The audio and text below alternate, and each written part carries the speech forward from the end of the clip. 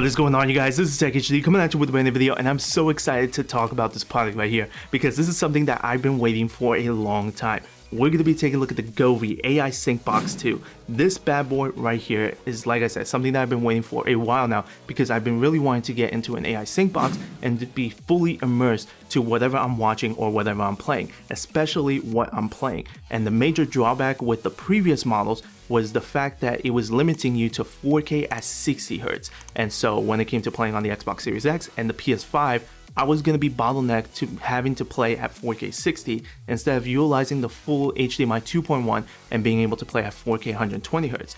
But now with this one right here, 4K 144 Hz, 8K 60 Hz, and then HDMI 2.1, this thing is an absolute beast and it's perfect for the Xbox Series X and the PS5 and also for PC gaming and also watching movies and shows like that. So we're going to be diving into this. We're going to be taking a look at what it all comes with, talk about the features, the apps, how easy it is to set up, and then see how well it actually performs. I wanted to use an AI sync box because that's going to be the most accurate and the quickest when it comes to reacting to what's happening on the screen instead of using like a camera or any other product similar in that area. This one is the 55 to 65 inch version, but we're not going to be using TV. I'm actually going to be using the BenQ EX480UZ, which is a 48 inch OLED monitor. So I want to see if this is capable of working on a 48 inch TV monitor pretty much, and see how well it does when it comes to that. So for those of you guys that have like a 50 inch TV or around a 48 inch TV, something like that, then you guys will know if this will actually work for you guys or if you need to upgrade and get a 55 inch to get something like this. But yeah, let's dive in. Let's take a look at what it all comes with. I'm super excited. Let's see how it performs. Now diving into what it all comes with, we got the power adapter, a pack of mounting clips, some alcohol prep pads to clean the surface area before applying the light strip, the quick start guide and other documentation, 2 braided HDMI 2.1 cables, the light strip itself, and lastly the AI Sync Box 2. Taking a look at the device itself, on the back there is the power port, 4 HDMI 2.1 inputs, 1 HDMI 2.1 output, and a USB-C port for the light strip. On the side there are 2 buttons, one is the power button and the other one is to change inputs. Taking a look at the light strip, Govee upgraded to 75 LEDs and 450 lumens brightness every meter. Now setting up the light strip was straightforward. I just flipped the monitor over to make it easier to apply the strip and clean the area. I used a duster to remove any dust and residue. Then I started to apply the light strip and I started where the sync box will be located, and that's underneath the bottom left of the screen, so that's where the USB-C cable will be. I like that the light strip is separated into 4 sections, which makes it easier with the curves and not damaging the strip like other type of light strips when you bend it. Now keep in mind that this is a 48 inch gaming monitor, so there will be some overlapping in order for it to fit, but on a regular 55 to 65 inch TV screen, there won't be. I also used the mounting clips to tidy up the loose wiring. After that's all set, I flip the monitor back around and start to plug everything into the sync box like my Xbox Series X, PS5, my Roku streaming device, the power cable, and the USB cable for the LED light strip. Now I am all set to connect it to the app. Now setting it all up with the Govee app was very straightforward. It automatically detects the AI sync box and asks you to short press the power button to pair. Give it a name and then it'll ask you to select which installation direction the light strip is doing. Select the correct one and finally connect it to your Wi-Fi, and you are now all set to do all different types of colors and scenes. But what we're really interested in is the video scene and syncing it with what you're watching and playing. But before we do that, I need to calibrate it to match with what my screen is showing to make sure that the colors are all correct. So in the Govee app, there is a color calibration tab to adjust the yellow, indigo blue, and purple tint to make the light colors match as closely as possible to the screen colors.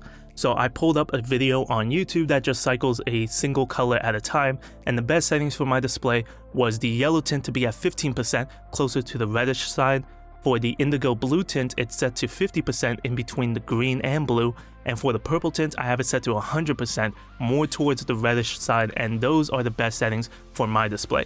As for the video tab, I set it to part, of course. I have the saturation set to 100% and the sensitivity to 100. I also enabled the black bar elimination and the blank screen settings. I also have the AI identification enabled, which we'll get to in a bit.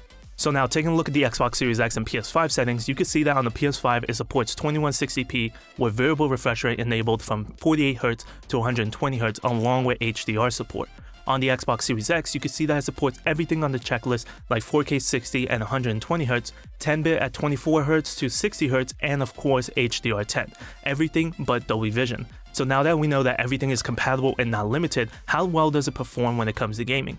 Absolutely amazing. It felt so much more immersed and responsive to what's going on. On the PS5, playing immersive games like God of War felt even more intense when you got injured and the edges turned bright red, and having the lights match that. The same thing goes when you're in rage mode or when you walk into a door and the screen switches from blue then white as you open it, and it's just so seamless, like it's part of the game. The same thing goes when you're loading up Spider-Man 2, the lights blending with the scene as you roam through New York City and having it match with the streetlights and buildings, and then when you're fighting and you get hit, the screen goes red and so does the light strip, and it's doing that breathing effect as well and just matching with what's happening perfectly. Now jumping over to the Xbox Series X and getting into a more competitive and fast-paced side like playing some FPS games like Halo Infinite and Call of Duty, still felt very fast and responsive, and having the console go through the AI sync box first and then to the monitor didn't mess with the response time and latency. Everything still felt smooth and fast, so you could still dominate a gunfight while also being immersed. The AI sync box matched with what's going on perfectly and was very reactive as well, since I have the sensitivity to 100. So going from inside a building to outside in the game and then vice versa was very quick and not distracting or like there was any latency or delay to match with what's going on. Now, there isn't much of a big difference from the first generation when it comes to watching movies besides the brighter and smoother color transitions, but covering that a bit, you do need an external streaming device connected to the AI sync box in order for it to work. You can't use the OS built into the TV. So for this, I am using the Roku Stream Bar, which gives me the Roku operating system and better audio than what's built into the monitor. Now, watching movies is so immersive and makes it 10 times better, and since everything is connected through HDMI instead of using a camera on top of the screen, it reacts so fast with no issues and blends with what's going on. If we were to slow down a scene like in Harry Potter, you'll see in just a few frames after, the light strip will react, and that's milliseconds of a difference in real time and you don't notice it. Watching it back at normal speed, it's fluid and blends with the scene. Again, watching a movie like Star Wars with the AI sync box makes it even better. One thing I did notice while watching a movie like Harry Potter is that the saturation is a bit too much to what's actually being shown. Movies are typically not so saturated and are more subtle. One example is in the scene when Harry Potter supposedly dies and the scene goes to white. There's a bit of a green tint, but the light strip shows way more green than what's actually being shown and doesn't blend with the scene. So whenever I'm watching a movie, I bring down the saturation to about 30%, and now watching the scene back, it looks so much more accurate. Also, live action movies don't show so much different colors and vibrancy only on certain occasions in a short period of time. But what does show color vibrancy is watching anime or any animated movie or show. That shows a ton of different colors and also vibrancy, and that's when I have the saturation set to 100. Like for example, watching Avatar: The Last Airbender, the scene while using different elements is absolutely insane and truly shows the responsiveness and accuracy of the light strip. It's so quick with the lightning scene and reacts so well, like constantly flashing or lighting up one area, or the Agni Kai scene and watching the red and blue fire blend and mix with the lighting makes the viewing experience so much better. Another great example is watching Dragon Ball Super when Jiren and Goku are fighting and when Goku goes Autonomous Ultra Instinct. That scene shows a lot of colors but also separation and how quickly and fluid it reacts to what's on the screen. I'm telling you, watching anime this way is the best way. Now, one of the major cool features that the AI sync box offers is the AI identification, where there's a list of video games that it supports, and when you select it, there are some presets tailored to the game. Like for example with Mortal Kombat, there is an animation for when the round starts, an animation for when it performs a finishing move, and an animation when the announcer says fight. It responds very well and it's pretty in sync for when it happens. Another cool example is Super Smash Bros. On the Nintendo Switch. There is an animation for when you knock someone out of the field, for when the game is over, and for when the battle begins. Again, the animation happens right away within seconds of it happening, and it brings a different type of immersion for when you're doing a specific thing. Another great example is when you're playing Mario Kart 8, and this one has a lot of animations, like the banana one, when you have a red shell, when you have a green shell, when you have a triple mushroom, when you're gliding, and when you're invincible. There is also an animation for when the announcer says go. And lastly, another great example is when you're playing Fall Guys and there's an animation for when you're qualified, for when it's showing who is qualified, how many squads remain, and when the announcer says go. The AI identification is a really cool feature to make it even more immersed and works really well, and Govee is constantly adding more game supports to it. The last feature I want to talk about is the sound effects, and that's when the light strip will react to both the visuals of the content and also the rhythm and audio of what is being played. I didn't use this effect that much because of it being a bit distracting when I'm watching a movie and playing a game. This effect performs best when I'm listening to music and when I want it to sync with it. The best sensitivity for me for the sound effect was about 75%. That seemed to perform the best without it being too much that's distracting or too little to where it barely does the effect. So I've overall been very happy with the results and the performance when it comes to the Govee AI Syncbox 2. When it comes to console gaming, and if you were to do some PC gaming, it's definitely going to be really good, really responsive, really fast with the sensitivity and color accurate. Since you are using an HDMI sync box, of course, and not a camera on top trying to analyze the screen, it's definitely going to be much faster, much more reactive when it comes to gameplay. And even if you were to be watching movies, fast action paced stuff, and it's definitely going to be much more color accurate as well, which I really like. And one of the major features that I truly love is the fact that you could calibrate the colors through the HDMI sync box, through the app, to make sure it is accurate to what you're actually watching, because every TV model is going to be different when it comes to the reds, the blues, the greens, or in this case, a gaming monitor, and you could calibrate it to be as accurate as possible, and I really like that. Now, of course, when it comes to gaming, you are no longer limiting your performance or bottlenecking anything because it has HDMI 2.1 compatibility, 4K at 120Hz in console like the Xbox Series X and the PS5, and if you want to do PC gaming, you could do 4K at 144Hz, which is absolutely insane, and you could do 8K at 60Hz, which is nuts. And then not only that, but you get variable refresh rate support and auto low latency mode, so you have everything covered when it comes to gameplay. Now, of course, I can't show you guys the auto low latency mode because this monitor is not compatible with it, but still, you have that for when it comes to any other TV model. Now, speaking of the cons and talking about what I would like the AI Syncbox 3 to include when it comes to it, is the HDMI Syncbox. I want there to be little icons that shows like 1, 2, 3, 4, indicating which input you are on. Because if I were to press a button, I have no idea what input I am going to, either the Xbox or the PS5 or the Roku stream bar or anything like that.